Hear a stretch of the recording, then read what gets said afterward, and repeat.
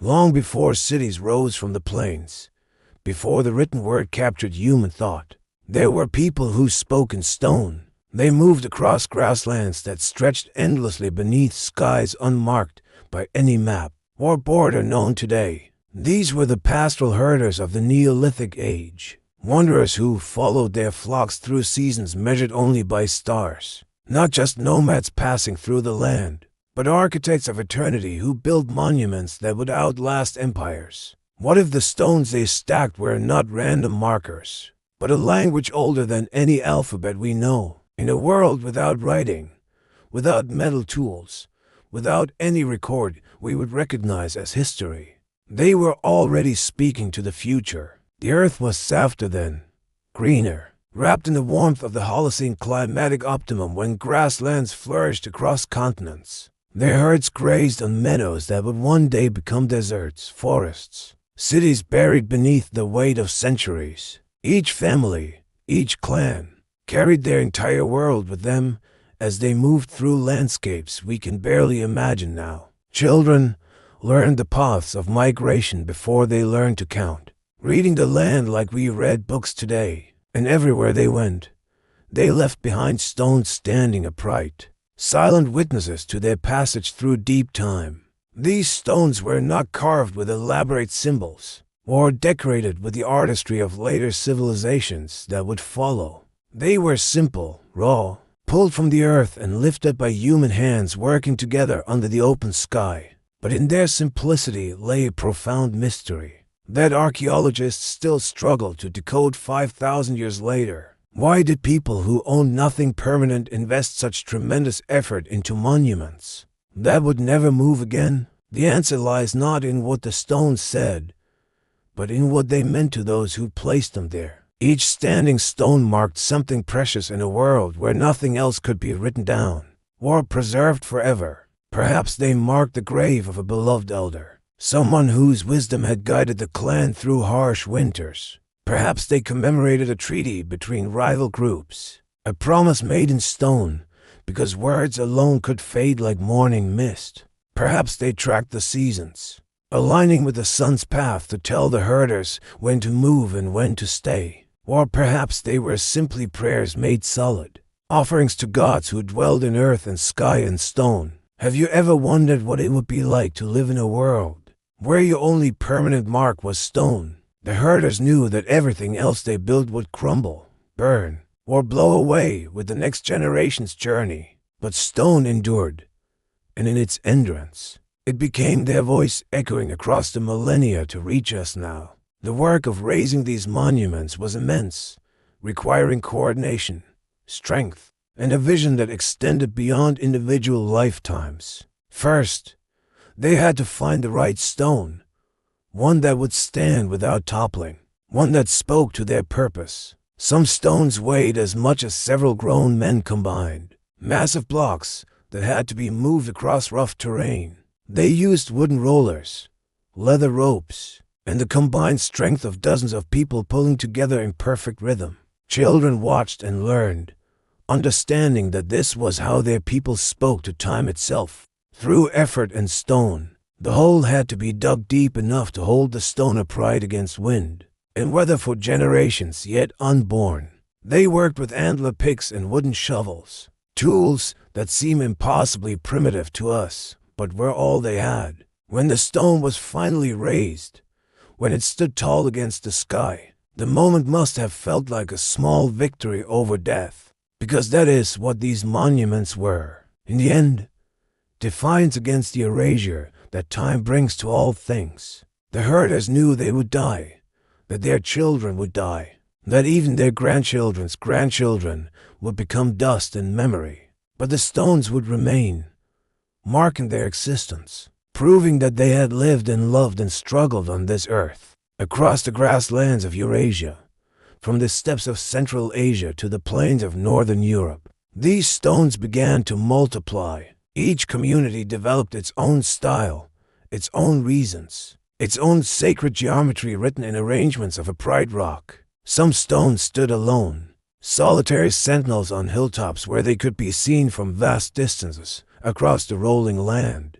Others were grouped in circles, creating spaces that felt separate from the ordinary world. Places where earth touched sky. Still others formed long avenues, processional paths that led to places of gathering, ritual, and communal memory shared by all. The patterns they created were not random but followed principles we are only beginning to understand through careful archaeological study. Many alignments correspond to celestial events: the rising sun at summer solstice, the moon's complex dance across the night sky. This was not primitive superstition but sophisticated astronomy, knowledge accumulated through generations of careful observation and patient recording. The herders were scientists in their own right, tracking patterns in nature with the only permanent recording device they possessed: stone. What if we could hear the songs they sang while raising these monuments, the prayers they whispered into the earth? The stones themselves are silent now, but once they were surrounded by voices, laughter, tears, the sounds of human community. Families gathered around them during seasonal migrations, using the stones as meeting points in the vast emptiness of the plains. Old stories were told in their shadow, tales of ancestors and heroes, of how the world came to be and where the people came from. Young lovers might have carved their promises near these stones, knowing that even if their love faded, the stone would remember. The dying were brought to rest near them, their bodies returned to earth in places marked by the ancestors' enduring presence. In this way, the standing stones became more than monuments. They became the living memory of the community itself. They were libraries without books, histories without writing, cathedrals without walls, connecting past and future through solid rock. But the world was changing, even then, in ways the herders could not have predicted or understood at the time.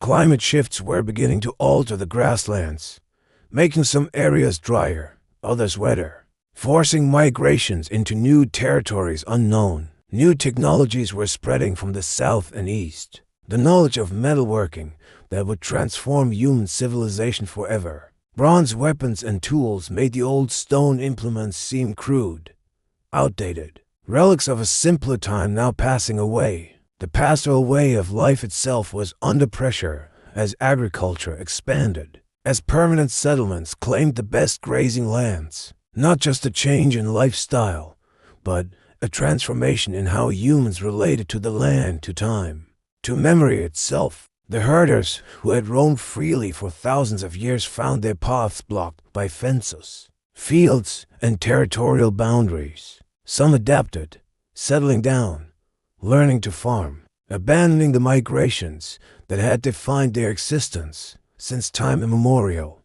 Others moved further into marginal lands, clinging to the old ways even as the world around them was being remade. But they kept raising stones, even as their numbers dwindled, even as the reasons for doing so became less clear to younger generations. The tradition persisted because it connected them to something deeper than practical necessity, to identity and belonging and ancestral memory. Each new stone was a declaration: we were here, we mattered, we will not be forgotten by the future. Then came the age of writing, and suddenly human memory could be preserved in ways the stone stackers had never imagined possible. Kings and priests began to record their deeds in symbols carved into clay, stone, and eventually paper that could be carried anywhere. The standing stone seemed primitive by comparison, mute and simple, unable to convey the complexity of written language and detailed records.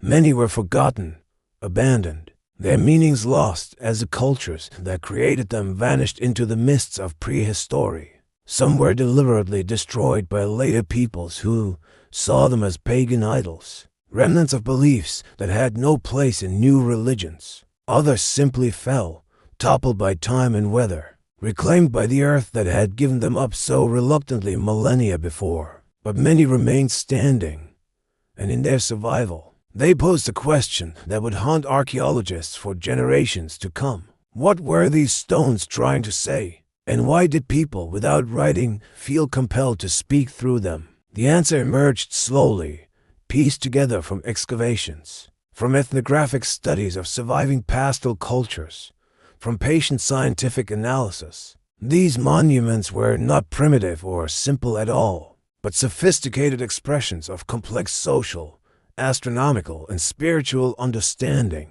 They represented a form of communication perfectly adapted to the needs of mobile communities, who could not carry libraries with them. The stones were permanent addresses in a world of constant movement, fixed points in the endless cycle of seasonal migration. They were also democratic in a way that layer-written monuments would never be, requiring community effort rather than royal decree. No single king or pharaoh commanded their construction. They rose through collective will, shared purpose, and communal labor freely given. In this sense, they represent one of humanity's earliest experiments in creating lasting culture through cooperation and shared vision. Today, these standing stones dot landscapes from Mongolia to Scotland, from Scandinavia to the Saal, silent and enduring still. Farmers plow round them, roads curve to avoid them. Modern people pause to wonder at their age and purpose. Some have become tourist attractions, their original meanings buried under layers of speculation, myth, and New Age interpretation. But archaeologists continue to study them with ever more sophisticated tools, revealing secrets the herders encoded in stone and placement. We now know that many sites were used continuously for thousands of years, each generation adding to the work of those before. We understand that the astronomical alignments were intentional, demonstrating knowledge of celestial mechanics that rivals modern understanding. In its practical application, we recognize that the effort required to build these monuments indicates societies with surplus resources, leisure time, and complex social organization. The pastoral herders were not struggling primitives barely surviving, but successful cultures with rich traditions and deep wisdom about the world. Their choice to speak in stone rather than writing was not a limitation, but a deliberate adaptation to their mobile way of life, and their monuments have outlasted the written records of civilizations that considered themselves far more advanced and permanent. The great libraries of the ancient world have burned, their scrolls turned to ash and forgotten fragments scattered by time. But the standing stones remain, still speaking their wordless message to anyone who takes the time to listen with patience. They tell us that permanence comes not from complexity but from simplicity, not from elaborate decoration but from solid presence. They remind us that human beings have always sought to leave marks that outlast their brief lives. On this ancient earth, they prove that culture and sophistication do not require writing, cities, or technology, but only vision, cooperation, and purpose shared. Can you imagine standing where they stood, looking at the same stars, feeling the same wind, knowing your work would endure for millennia? The stones they raised are now among the oldest human-made structures, still standing on the surface of the earth. They have witnessed the rise and fall of empires, the birth of religions, the transformation of the entire human world. And they will likely stand long after our own civilization has crumbled, our digital records corrupted, our cities returned to dust. In their silent entrance, they offer a lesson about what truly lasts, not words or wealth or power, but presence. The pastoral herders who stacked standing stones without writing left us a message that transcends language, a monument to human persistence carved in stone and time.